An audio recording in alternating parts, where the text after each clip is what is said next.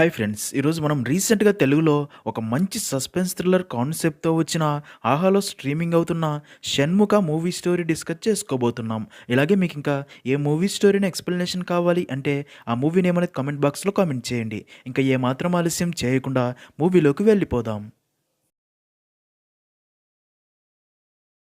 Movie start అవ్వగానే అర్ధరాత్రి సమయంలో ఒక అడవిలోని మారుమూల గూడెంలో విగండి అనే వ్యక్తి తన భార్యకి పురిటి నొప్పులు మొదలవడంతో అక్కడ వైద్య సదుపాయం లేక తనని మంచంపై పడుకోబెట్టి పురుడు పోసే మహిళ ఇంటి దగ్గరికి తీసుకెళ్తూ ఉంటారు. అయితే ఆ పురిటి నొప్పులు భరించలేక ఆ మహిళ గట్టిగా కేకలు వేస్తూ ఉండడంతో ఆ అరుపులు ఆ అడవి మొత్తం ప్రతిధ్వనిస్తూ ఉంటాయి. అదంతా చూస్తున్న దేవి అన్నయ్య భద్ర విగండితో, "ఏంటి బావా ఇది? మన గూడెంలో ఏ మహిళ కనడానికి ఇంత కష్టపడ్డది లేదు. మరి నా చెల్లి ఏంది ఇంత కష్టపడుతుంది అని అడగ్గా దానికి విగండి, అవి దాని అరుపులు కావురా, కడుపులో ఉన్న నా బిడ్డవి, వాడు బయటికి రాకముందే ఈ అడవిని భయపెట్టేస్తున్నాడు. అందుకే అగ్నిపర్వతం బద్దలై అడవిలోని జంతువులన్నీ పారిపోతున్నాయి. ఈ అడవికి రారాజురా వాడు అని చెప్తాడు. అది విన్న భద్ర, ఈ ప్రళయం చూస్తుంటే ఇది మంచి శకునం కాదు అనిపిస్తుంది. నీ కొడుకు కడుపులోనే చనిపోయేలా ఉన్నాడు అనగా దానికి విగండి, నా బిడ్డ విషయంలో చచ్చిపోతాడు అన్న పదం కూడా వాడొద్దు. వాడు చంపేవాడే కానీ చచ్చేవాడు కాదు.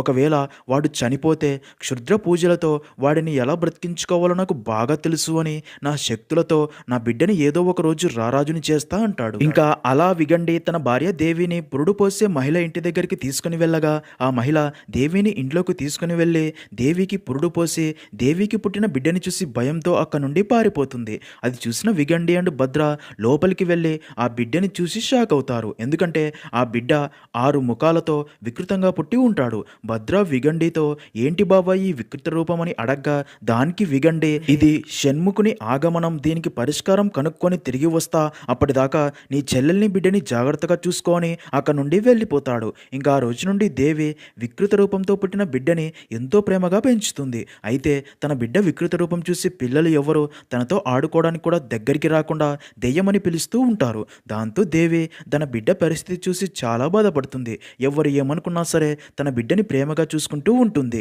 మరోపక్క విగండికి షణ్ముఖుడి సమస్యకి పరిష్కారం కాశీ విశ్వేశ్వరుడు వెలిసిన వారణాసిలో లభిస్తుంది అని తెలిసి వెంటనే కాశీకి చేరుకొని అక్కడి అఘోరీల దగ్గరికి వెళ్ళి తన సమస్య గురించి చెప్పి వారి దగ్గర విద్యలు నేర్చుకుని తర్వాత షణ్ముఖుడి సమస్య పరిష్కారం కోసం కేరళలోని మున్నార్ ఫారెస్ట్కి చేరుకుని అక్కడ ఉండే స్వామీజీని కలిసి, "స్వామీజీ, నా షణ్ముఖుడి సమస్యకి పరిష్కారం లేదా, వాడిని అలా చూడలేకపోతున్నానని" చెప్పి బాధపడగా విగండి బాధని అర్థం చేసుకున్న స్వామీజీ, "నీ బిడ్డ షణ్ముఖుడిని ఏకముఖుడిని చేసే పరిష్కారం మన గ్రంథాల్లో ఉంది" అని చెప్పి కొన్ని తాళపత్రాలు విగండికి ఇవ్వగా అవి చదివిన తను చాలా సంతోషంగా తిరిగి ఇంటికి బయలుదేరతాడు. మరోపక్క దేవి అనారోగ్యంతో చనిపోతూ తన అన్నయ్య భద్రతో, "నా బిడ్డని ఇంకా నువ్వే జాగ్రత్తగా చూసుకోవాలి అన్నయ్య" అని మాట తీసుకుని తను చనిపోతుంది. అలా విగండి ఇంటికి చేరుకుని దేవి చనిపోయింది అని తెలుసుకుని భద్రతో, "భద్ర, నీ మేనల్లుడు షణ్ముఖుడి సమస్యకి పరిష్కారం ఇదే" అని ఆ తాళపత్రాలు చూపించగా భద్ర ఆ తాళపత్రాలు చూసి,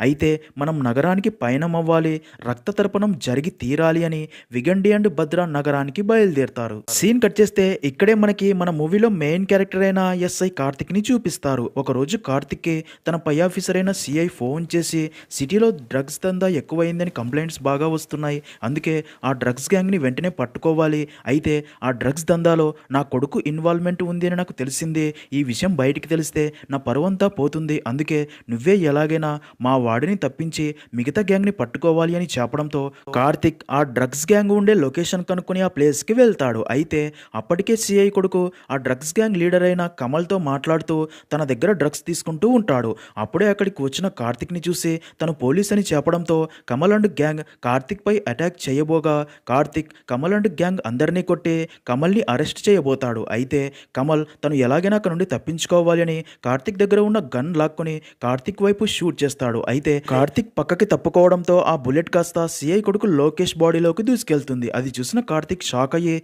తన పోలీస్ టీంతో లోకేష్ని హాస్పిటల్కి పంపి తన గన్ను తనకి ఇవ్వమని ఎంత చెప్పినా సరే కమల్ ఆ గన్ను తన తలకి గురి పెట్టుకుని తనని పట్టుకుంటే కాల్చుకుంటా అని బెదిరించి కార్తిక్ గన్ తీసుకుని కారులో అక్కడి నుంచి పారిపోతూ ఉండగా కారు యాక్సిడెంట్ అయినట్లు చూపిస్తారు. మరోపక్క కార్తిక్, "అది నా డ్యూటీ గన్ రా, నువ్వు ఎక్కడికి వెళ్ళినా సరే నేను వదిలిపెట్టను" అంటాడు. నెక్స్ట్ సీన్లో సారా అనే అమ్మాయిని చూపిస్తారు. సారా సారా బెంగళూరులోని కాలేజీలో ఇన్వెస్టిగేటివ్ జర్నలిజం చదువుతూ ఉంటుంది. ఇంకా ఆ రోజు కాలేజీకి చివరి రోజు అవడంతో ప్రొఫెసర్ మార్టిన్ సారాని పిలిచి, మిగతా వాళ్ళు అందరూ వారి ప్రాజెక్ట్ కంప్లీట్ చేసి సబ్మిట్ కూడా చేశారు, కానీ నువ్వు నీ ప్రాజెక్ట్ ఇంకా ఎందుకు సబ్మిట్ చేయలేదని అడగ్గా, దానికి సారా, సార్ నా ప్రాజెక్ట్ ఇంకా రీసెర్చ్ స్టేజ్లోనే ఉంది అని చెప్తుంది.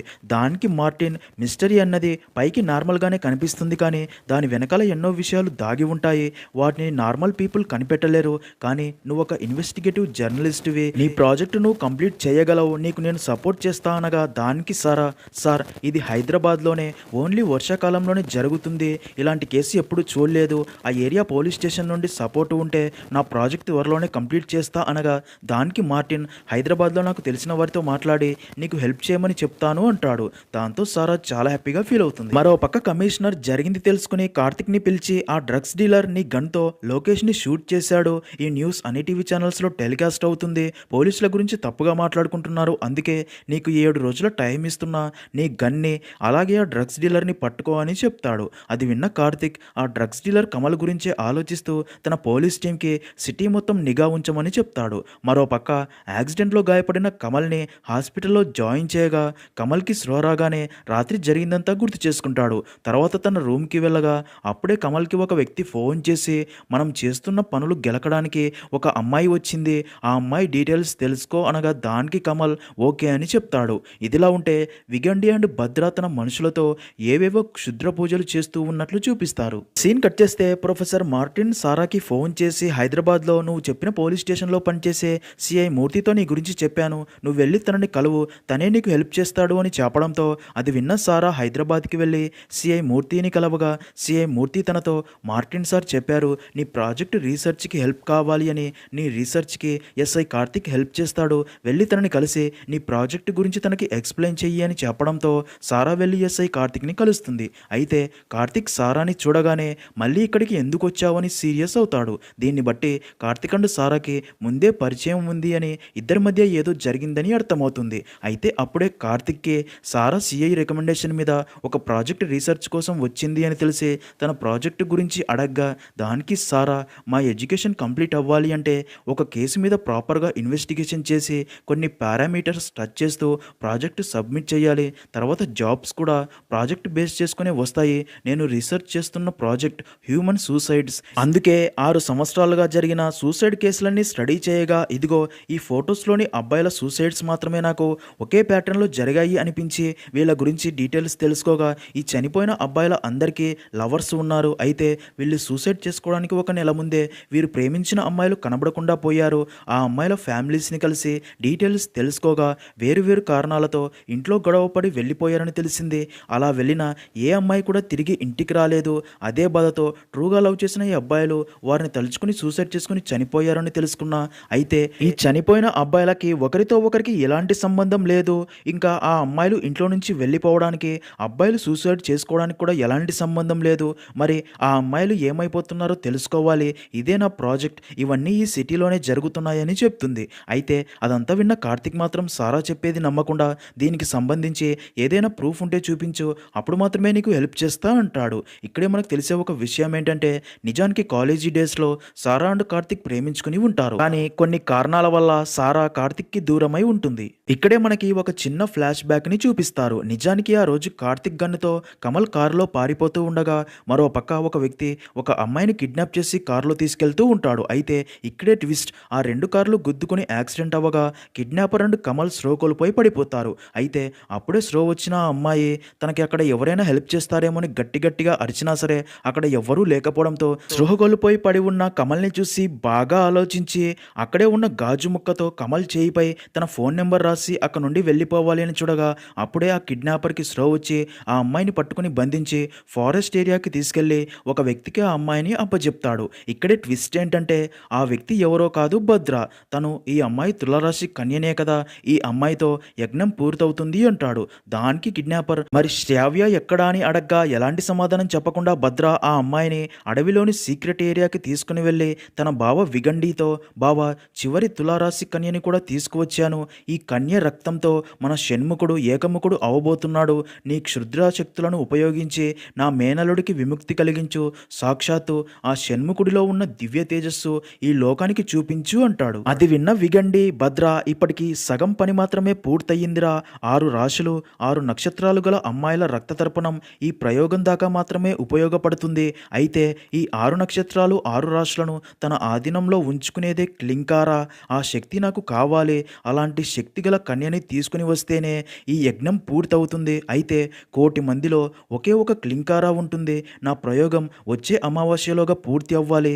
ఏం చేసైనా సరే ఆ క్లింకారాని పట్టుకుని తీసుకుని రండి, లేదంటే ఇన్ని సంవత్సరాల మన కష్టం వృధా అవుతుంది. ఆ క్లింకారా పేరు గల అమ్మాయి రక్త తర్పణం జరిగి తీరాల్సిందే అని చెప్పి పంపుతాడు. నెక్స్ట్ సీన్ లో జావేద్ అనే అబ్బాయి తన అమ్మ ఆపరేషన్ కి డబ్బు లేక తన అమ్మని చూసి బాధపడుతూ ఉండగా అప్పుడే ఒక వ్యక్తి జావేద్ కి ఫోన్ చేసి మీ అమ్మ ఆపరేషన్ కి డబ్బు కావాలి అంటే నేను చెప్పింది చేయాలి అనగా దానికి జావేద్ కూడా ఓకే అని చెప్తాడు. తర్వాత జావేద్ సారా ప్రాజెక్టు ఇన్వెస్టిగేషన్లో ఫొటోస్ తీయడానికి తనతో పాటే జాయిన్ అవుతాడు. ఇదిలా ఉంటే సారాకి ఒక ఫేస్బుక్ పోస్ట్ ద్వారా శ్రావ్య అనే అమ్మాయి తన తమ్ముడితో గొడవపడి ఇంట్లో నుంచి వెళ్ళిపోయిందని తెలియడంతో అదే విషయం కార్తిక్కి చెప్పి శ్రావ్య తమ్ముడు అండ్ ఫ్రెండ్ ద్వారా శ్రావ్యకి లవర్ ఉన్నాడా అని తెలుసుకోగా శ్రావ్య శ్రీకాంత్ అనే అబ్బాయితో రిలేషన్షిప్లో ఉంది అని తెలిసి ఆ అమ్మాయి మిస్ అయిన నెలలోపే ఆ అబ్బాయి సూసైడ్ చేసుకుని చనిపోవడం ప్యాటర్న్ కాబట్టి శ్రీకాంత్ని కలిస్తే ఏదైనా ఇన్ఫర్మేషన్ తెలిసే ఛాన్స్ ఉంది అని శ్రీకాంత్ డీటెయిల్స్ తెలుసుకుని తన ఫ్లాట్కి వెళ్ళగా అక్కడ శ్రీకాంత్ ఉండడు. ఇక్కడే ట్విస్ట్ ఏంటంటే నిజానికి శ్రావ్య తన సీనియర్ అయిన కౌశిక్తో రిలేషన్షిప్లో ఉంటే శ్రీకాంత్ శ్రావ్యతో మిస్బిహేవ్ చేశాడు అని, కౌశిక్ అండ్ శ్రీకాంత్ మధ్య గొడవ జరిగింది అని. అయితే ఇప్పుడు కౌశిక్ యుఎస్లో ఉండగా ఇంకా శ్రీకాంత్ అండ్ శ్రావ్య మాత్రం కనబడకుండా పోయి ఉంటారు. నిజానికి ఆ రోజు అమ్మాయిని కిడ్నాప్ చేసి భద్రాకి అమ్మాయిని అప్పగించింది ఎవరో కాదు, ఈ శ్రీకాంతే. ఇంకా కార్తిక్ అండ్ సారా శ్రీకాంత్ అండ్ శ్రావ్యాల గురించి తెలుసుకోవడానికి డీటెయిల్స్ అన్ని తెలుసుకుంటూ ఉంటారు. మరో పక్క కమల్కి భద్ర ఫోన్ చేసి ఆ అమ్మాయి మన గురించి తెలుసుకోవడానికి చాలా లోతుకు వెళ్తుంది, అందుకే షూటర్ బుల్లెట్ రాజాకి చెప్పి దాన్ని చంపేసేయి అనడంతో కమల్ బుల్లెట్ రాజాకి ఫోన్ చేసి నీకు ఒక అమ్మాయి ఫోటో పంపుతున్నా దాన్ని చంపేయి, అలాగే నీకు ఒక పేరు నక్షత్రం రాసి కూడా పంపిస్తున్నా అలాంటి అమ్మాయిని పట్టుకో అని డీల్ ఇస్తాడు.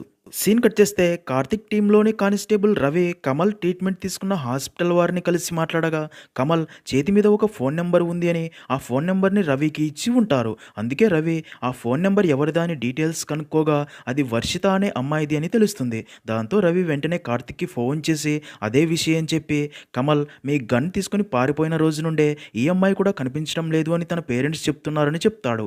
అది విన్న కార్తిక్కి అయితే కమల్కి ఈ అమ్మాయి కనిపించకపోవడానికి లింక్ ఉందేమో అని డౌట్ వచ్చి కమల్ని పట్టుకుంటే అసలు నిజం తెలుస్తుంది అని చాలా కష్టపడి కమల్ ఉన్న ప్లేస్ కనిపెట్టి అక్కడికి వెళ్ళి తనని పట్టుకోవాలి అనుకోగా కమల్ కార్తిక్ నుండి తప్పించుకుని పారిపోతాడు. ఇంకా తర్వాత కార్తిక్ సారాని కలిసి తనకి వర్షిత ఫోటో చూపించి తనని ఎప్పుడైనా చూసావా అని అడగ్గా వర్షిత ఫోటో చూసిన సారా చూడలేదు అని చెప్తుంది. అప్పుడే సారా కార్తిక్ని తన ఫ్లాట్కి ఇన్వైట్ చేస్తుంది. అలా కార్తిక్ సారా ఫ్లాట్కి వెళ్తాడు. నిజానికి ఇప్పటికీ కూడా ఇద్దరికి ఒకరంటే మరొకరికి చాలా ఇష్టం ఉంటుంది. అప్పుడు సారా తన ఫాదర్ కోసం కార్తిక్కి దూరమై ఉంటుంది. అదే విషయం ఇప్పుడు కార్తిక్కి చెప్పి నువ్వంటే నాకు ఎప్పటికీ ప్రాణమే కార్తిక్ అని తనని హక్ చేసుకోగా కార్తిక్ కూడా తనని హక్ చేసుకుని అలా ఇద్దరు కలిసిపోయి మరింత క్లోజ్ అవుతారు. అదే టైంకే బుల్లెట్ రాజా సారా ఇంటి దగ్గరికి చేరుకుని గన్తో తనని షూట్ చేసి చంపాలి అనుకుంటాడు. ఎందుకంటే భద్ర కమల్కి చెప్పిన అమ్మాయి కమల్ బుల్లెట్ రాజాకి పంపిన ఫోటో సారాదే కాబట్టి. ఇక అలా బుల్లెట్ రాజా సారాని షూట్ చేసి చంపాలి అనుకోగా సారాతో పాటే ఎస్ఐ కార్తిక్ని చూసి అదే విషయం ఫోన్ చేసి కమల్కి చెప్పగా అది విన్న కమల్ ఫుల్గా టెన్షన్ పడి అయితే అక్కడ నుండి వెంటనే తిరిగి వచ్చేసి మళ్ళీ చూసుకుందాం అనడంతో బుల్లెట్ రాజా అక్కడ నుండి వెళ్ళిపోతాడు. నెక్స్ట్ సీన్లో మరుసటి రోజు ఉదయం అన్ని టీవీ ఛానల్స్లో కూడా శ్రీకాంత్ తన రూమ్లో సూసైడ్ చేసుకుని చనిపోయాడని చూపిస్తూ ఉంటారు. ఆ న్యూస్ చూసిన సారా అండ్ కార్తిక్ షాక్ అయ్యి వెంటనే క్రైమ్ స్పాట్కి వెళ్ళి శ్రీకాంత్ బాడీని చూసి తను చనిపోయి 2-3 రోజులైందని అర్థమయ్యి తన ఫోన్ చెక్ చేయగా శ్రీకాంత్కి వచ్చిన చివరి కాల్ కౌశిక్ ఇండియా నెంబరే అని అర్థమవుతుంది. ఇంకా శ్రీకాంత్ వాట్సాప్ చెక్ చేయగా అందులో వర్షిత ఫోటో కూడా ఉంటుంది. ఇక్కడే ట్విస్ట్ ఏంటంటే వర్షిత ఫోటోని కౌశికే శ్రీకాంత్కి పంపి ఉంటాడు. అలాగే తన ఇంటి గరాజ్లో కూడా ఆ యాక్సిడెంట్ అయిన కారు ఉంటుంది. అదంతా చూసిన కార్తిక్ బాగా ఆలోచించగా ఆ రోజు గన్తో పారిపోతున్న కమల్ కార్తో యాక్సిడెంట్ అయిన ఆపోజిట్ కార్లోనే శ్రీకాంత్ వర్షితాన్ని కిడ్నాప్ చేసి తీసుకెళ్తూ ఉండగా యాక్సిడెంట్ జరిగి వర్షితను కిడ్నాప్ చేసి తీసుకెళ్తున్నాడు అని క్లూగా తన ఫోన్ నెంబర్ని కమల్ చేయి మీద రాసి ఉంటుందని అర్థమవుతుంది. అంటే కౌశిక్ కౌశిక్ ఇండియాలోనే ఉండాలి. ఆ పోలీస్ స్టేషన్‌లోని ఎస్ఐ కౌశిక్‌తో కలిసి మనల్ని పిచ్చోల్ని చేశారు అని ముందు ఆ ఎస్ఐని పట్టుకుంటే నిజం తెలుస్తుంది అని. అలా కార్తీక్, శ్రావ్య విషయంలో శ్రీకాంత్ అండ్ కౌశిక్ గొడవ పడినప్పుడు వారి ప్రాబ్లమ్‌ని సాల్వ్ చేసిన ఎస్ఐని వెతుక్కుంటూ వెళ్తాడు. ఇక్కడే ట్విస్ట్ ఏంటంటే ఒక బార్‌లో ఎస్ఐ అండ్ కౌశిక్ మాట్లాడుకుంటూ ఉంటారు. కౌశిక్ ఫుల్‌గా తాగి బాధపడుతూ ఉంటాడు. అప్పుడే కార్తీక్ అక్కడికి వచ్చి వారిని పట్టుకొని నిజం చెప్పమని అడగ్గా ఎస్ఐ రంగాకి మరో దారి లేక జరిగింది చెప్పడం స్టార్ట్ చేస్తాడు. కౌశిక్ నా తమ్ముడు సార్. శ్రావ్య చదివే అదే కాలేజీలో సూపర్ సీనియర్. అయితే మిస్‌కమ్యూనికేషన్ వల్ల శ్రావ్య తనని ప్రేమిస్తుంది అనుకున్నాడు. కానీ నిజానికి Srikanth and Shravya true lovers. Kaushik higher studies కోసం యూఎస్ వెళ్ళాక శ్రీకాంత్ అండ్ శ్రావ్యల గురించి రూమర్స్ రావడంతో అది కన్ఫర్మ్ చేసుకోవడానికి తనే లోకల్‌గా ఒక డిటెక్టివ్‌ని హైర్ చేశాడు. ఆ డిటెక్టివ్ శ్రావ్య అండ్ శ్రీకాంత్ కలిసి ఉన్న ఫొటోస్ కౌశిక్‌కి పంపాడు. ఆ ఫొటోస్ చూసిన కౌశిక్ కోపంతో యూఎస్ నుండి ఇండియాకి వచ్చి శ్రీకాంత్‌తో గొడవ పడగా ఆ గొడవ నేనే సెటిల్ చేశాను. కౌశిక్ నిజంగానే శ్రావ్యని ప్రేమించాడు సార్. శ్రావ్య అండ్ శ్రీకాంత్ రిలేషన్‌షిప్‌లో ఉన్నారు అని హర్ట్ అయ్యాడు. నేను కన్విన్స్ చేయడంతో శ్రావ్య హ్యాపీనెస్ కోసం వాడు మళ్ళీ యూఎస్‌కి వెళ్ళిపోయాడు అని చెప్పగా అదంతా విన్న కార్తిక్ మరి శ్రీకాంత్ ఎందుకు చనిపోయాడు? వాడికి వర్షితకి ఏంటి సంబంధం? కౌశిక్ వర్షిత ఫోటోని శ్రీకాంత్‌కి ఎందుకు పంపాడు అని అడగ్గా దానికి రంగా జరిగింది చెప్తూ కౌశిక్ యూఎస్‌కి వెళ్ళడానికి అన్ని ఏర్పాట్లు రెడీ చేసుకోగా అప్పుడే కౌశిక్‌కి శ్రావ్య కనబడడం లేదు అని తెలిసి వెంటనే శ్రీకాంత్ రూమ్‌కి వెళ్తాడు. కానీ అక్కడ శ్రీకాంత్ ఉండడు. అప్పుడే శ్రీకాంత్ కౌశిక్‌కి ఫోన్ చేసి శ్రావ్య ప్రాబ్లంలో ఉంది. నేను ఒక అమ్మాయిని కిడ్నాప్ చేసి వారికి ఇస్తేనే శ్రావ్యని వదిలేస్తామని చెప్తున్నారు. పోలీసులకి చెప్పి శ్రావ్య ప్రాణాలు రిస్క్‌లో పెట్టాలి అనుకోవట్లేదు. నేను ఆల్రెడీ వారు చెప్పిన లొకేషన్‌లో ఉన్నా. ఇక్కడ చాలామంది అమ్మాయిలు ఉన్నారు. నా టేబుల్ మీద ఆ అమ్మాయి ఫోటో ఉంటుంది. దాన్ని ఫోటో తీసి నాకు వాట్సాప్ చేయమనగా కౌశిక్ అలాగే చేసి ఉంటాడు. ఇంకా అలా శ్రీకాంత్ కాల్ కోసం కౌశిక్ వెయిట్ చేస్తూ ఉండగా మరుసటి రోజు ఉదయం శ్రీకాంత్ కౌశిక్‌కి ఫోన్ చేసి మీరు కూడా శ్రావ్యాని ప్రేమిస్తున్నారు కాబట్టి జాగ్రత్తగా ఉండండి. శ్రావ్య గురించి ఇన్ఫర్మేషన్ తెలిసేదాకా బయటికి రాకండి. లేదంటే మీరు కూడా నాలాగే సూసైడ్ చేసుకోవాల్సి వస్తుంది. సారీ సార్ మిమ్మల్ని కూడా ఇందులో ఇన్వాల్వ్ చేసినందుకు అని చెప్పి కాల్ కట్ చేసి సూసైడ్ చేసుకుని చనిపోయి ఉంటాడు. అలా జరిగింది చెప్పి అందుకోసమే కౌశిక్‌ని ఇన్ని రోజులు దాచాను. ఇప్పుడు మీరు కౌశిక్‌ని బయటికి తెచ్చారు. అందుకే తన ప్రాణాలు ప్రమాదంలోకి వెళ్ళాయి అనగా అదంతా విన్న కార్తిక్ అండ్ సారాలకి అయితే దీని వెనకాల పెద్ద క్రైమే ఉంది అని నెక్స్ట్ కనబడకుండా పోయే అమ్మాయి ఎవరో తన లవర్ ఎవరో ఎలా కనుక్కోవడం అని ఆలోచనలో పడతారు. సీన్ కట్ చేస్తే కార్తిక్ చాలా కష్టపడి కమల్ని పట్టుకొని ఈ క్రైమ్లో నీ పాత్ర కూడా ఉంటుంది నిజం చెప్పురా అని గట్టిగా అడగ్గా దానికి కమల్ నవ్వే మా విగండ క్లింకారాతో చేసే యజ్ఞానికి కౌంట్ డౌన్ స్టార్ట్ అయ్యింది. క్లింకారాతో రక్తతర్పణం చేస్తే విగండ యజ్ఞం పూర్తవుతుంది అనగా అది విన్న కార్తిక్ విగండ ఎవరు క్లింకారా ఎవరు అంటాడు. దానికి కమల్ క్లింకారా ఎవరో కాదు నీ లవర్ సారా. తన పూర్తి పేరే క్లింకారా. నిజానికి తను ప్రాజెక్టు పేరుతో మేము చేస్తున్న ఈ రక్తతర్పణ యజ్ఞం గురించి కనిపెట్టాలి అని చూస్తుంది అని తెలిసి తనని చంపాలి అని కిల్లర్ బుల్లెట్ రాజాని ఏర్పాటు చేశాం. కానీ తను ఎప్పుడూ నీ పక్కనే ఉండడంతో చంపకుండా ఆగిపోయాం. అయితే అప్పుడే మాకు విగండ యజ్ఞానికి అవసరమైన క్లింకారా తనే అని తెలిసిందే. ఇప్పుడు క్లింకారాని నువ్వే తీసుకెళ్లి విగండాకి అప్పజెప్పాలి తప్పదు అంటాడు. అదంతా విన్న కార్తిక్కి చాలా కోపం వచ్చి ఇదంతా నువ్వు ఏ డబ్బు కోసమైతే చేస్తున్నావో అదే డబ్బుతో పాటు నిన్ను తగలబెడతా అనగా దానికి కమల్ ముందు నీ సారాని కాపాడుకో అక్కడ విగండ యజ్ఞం ప్రారంభించాడు అని చెప్పడంతో అది విన్న కార్తిక్ వెంటనే సారా దగ్గరికి వెళ్తాడు.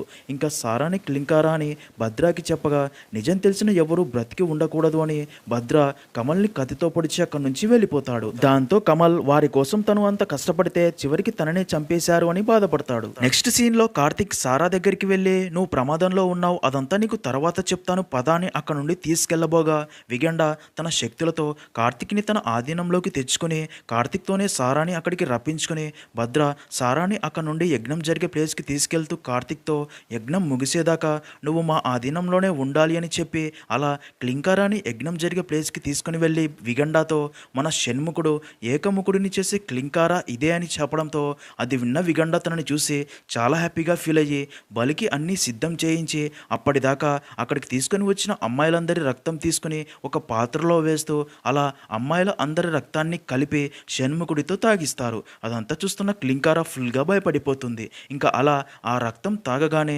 షణ్ముఖుడు ఏకముఖుడిగా మారుతాడు. అది చూసిన విగండ భద్ర ఇంకా ఈ క్లింకార రక్త తర్పణంతో నా బిడ్డని దివ్య తేజస్సుతో చూడబోతున్నాము క్లింకారాన్ని తీసుకొని రా అని చెప్పి అలా క్లింకారాన్ని తన బిడ్డపై ఉంచి కత్తితో క్లింకారాన్ని పొడిచి తన రక్తంతో తన బిడ్డ శరీరాన్ని తడపాలి అని చూస్తాడు. దాంతో క్లింకార భయంతో గట్టిగా అరుస్తుంది. అప్పుడే అక్కడికి కార్తిక్ వచ్చి వారిని కొట్టి క్లింకారాన్ని పక్కకి లాగి కాపాడతాడు. ఇంకా కార్తీక్ని చూసిన విగండ అండ్ భద్రాకి వీడు తమ ఆధీనం నుండి ఎలా బయటపడ్డాడో అర్థం కాదు. నిజానికి చావు బతుకుల్లో ఉన్న కమల్ తను తప్పు చేశానని రియలైజ్ అయ్యి అక్కడికి వచ్చి కార్తీక్ చేతికి అమ్మవారి కంకణం కడతాడు. దాంతో కార్తీక్ నార్మల్ అయి ఉంటాడు. ఇంకా అలా కార్తీక్ విగండ అండ్ భద్రాని కొడుతూ ఉండగా అమావాస్య ముగుస్తూ ఉండడంతో భద్ర తన మేనల్లుడిని ఎలాగైనా మార్చాలి అని క్లింకారాన్ని చంపబోతాడు. దాంతో కార్తీక్ అది చూసి కమల్ దగ్గర తీసుకున్న తన గన్తో తనని షూట్ చేయగా భద్ర చనిపోతాడు. అది చూసిన విగండ 6 తలలతో వికృతంగా పుట్టిన నా కొడుకుని అత్యంత తేజస్సు గల వాడిలా చేయడం కోసం 6 సంవత్సరాలుగా ఇదంతా చేస్తూ ఉంటే నువ్వు నా యజ్ఞాన్ని చివరి క్షణంలో పాడు చేస్తున్నావు అంటాడు. దానికి కార్తీక్ ఈ లోకంలో ఎంతోమందికి ఇలా వికృత ఆకారంలో బిడ్డలు పుడుతూ ఉంటారు, వారిని ప్రేమగా పెంచాలి కానీ ఇలా వారి కోసం ఇలాంటి మారణహోమం చేయకూడదు అని తననే చంపబోగా విగండ కార్తీక్ చేతికి ఉన్న కంకణం మళ్ళీ తీసేసి తనని తన ఆధీనంలోకి రప్పించుకొని